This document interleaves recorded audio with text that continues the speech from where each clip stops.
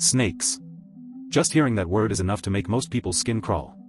They slither, they strike, they kill in silence. But what if I told you that almost everything you think you know about snakes is wrong? For centuries, these creatures have been feared, hated, and misunderstood.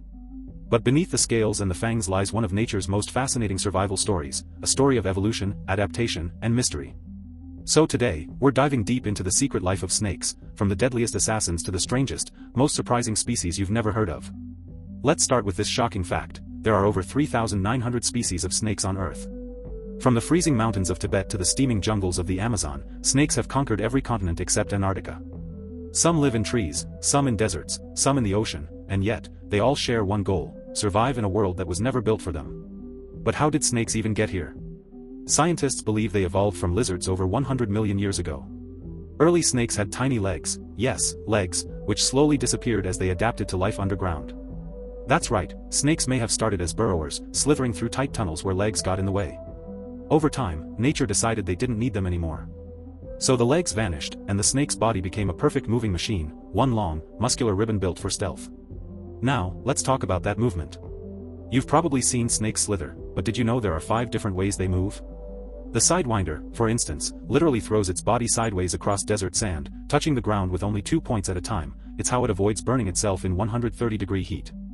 Tree-dwelling snakes, on the other hand, lasso branches with their tails and can even glide between trees by flattening their ribs and catching the wind like a living ribbon of air. And here's something straight out of a horror movie: some snakes can climb vertical glass. The paradise tree snake, found in Southeast Asia, can launch itself from one tree to another, twisting midair to control its flight path. Scientists studied this and realized, these snakes are basically biological drones. They use their body as an aerodynamic wing, guiding themselves with micro-adjustments so precise, they'd make a fighter pilot jealous. But let's face it, most people care about one thing: how deadly are they? The short answer: not as much as you think. Out of nearly 4,000 species, only around 600 are venomous. And only a handful of those can actually kill humans. Yet those few are terrifying. Take the inland taipan, native to Australia. It's often called the fierce snake, and for good reason. One bite carries enough venom to kill 100 adult men. But here's the twist: it's shy, calm, and rarely seen. Most Australians will never encounter one in their lifetime. Meanwhile, snakes like the cobra or viper, known for their iconic hoods and triangular heads, use their venom not out of hatred, but out of efficiency. Venom is expensive to produce, snakes only use it when absolutely necessary. And the way they deliver it? Pure evolutionary genius. Their fangs are hollow needles connected to venom glands. When they bite, muscles squeeze the glands like syringes, injecting the perfect dose. Some species, like spitting cobras, can even spray their venom several feet away, aiming for the eyes of predators. That's not just defense, that's precision engineering by evolution. Now, you might be wondering, what about constrictors like pythons and boas? No venom, no problem. They kill with pure physics. When a python wraps around its prey, it doesn't crush bones, it squeezes so tightly that the prey's heart can't pump blood. Death comes not from broken ribs, but from internal pressure, a silent, suffocating grip perfected over millions of years. One of the largest snakes ever recorded was a reticulated python over 30 feet long, longer than a school bus.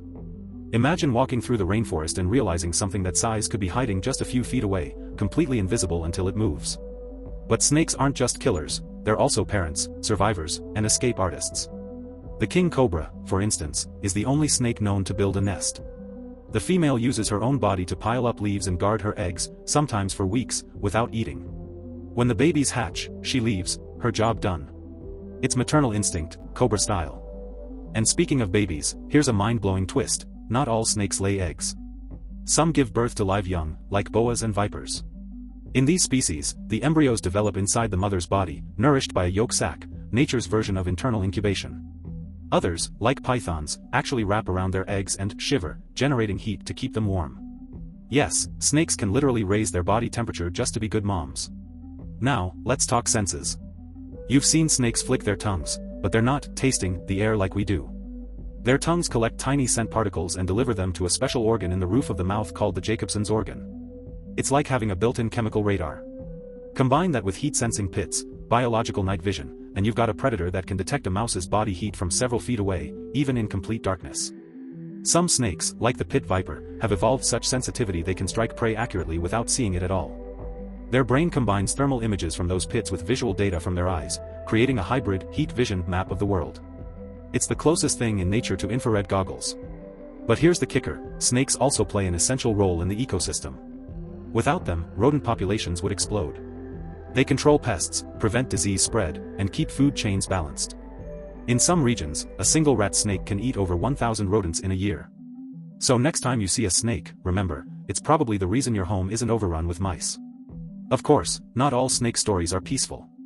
There are snakes that can fly, snakes that can swim across oceans, and even snakes that pretend to be dead, flipping onto their backs, sticking out their tongues, and oozing a foul smell to fool predators. The hognose snake does this Oscar-worthy performance so well that even scientists admit, it's kind of hilarious. Then there's the mimicry masters, harmless snakes that copy the colors of deadly ones. You've heard the rhyme, red touch yellow, kill a fellow, red touch black, friend of Jack.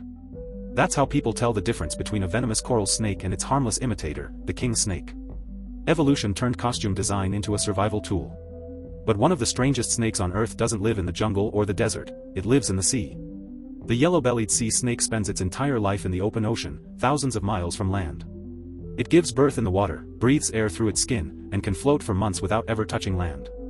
Scientists have found them drifting in massive groups called rafts, just riding the waves like reptilian surfers. And if you think that's strange, meet the blind snake. It looks like a shiny earthworm and spends its life underground, eating ants and termites. It's so small that some species are shorter than your finger. You could have one under your lawn right now and never know it. Then there's the titanoboa, the prehistoric giant that ruled the earth after the dinosaurs.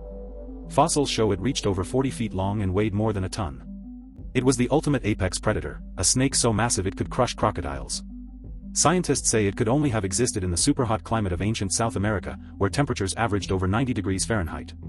When the planet cooled, the titanoboa vanished, leaving behind legends of giant snakes that haunt human imagination even today.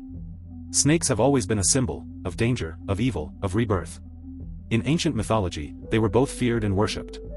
The Greeks saw them as symbols of healing, that's why the medical symbol, the caduceus, has two snakes wrapped around a staff.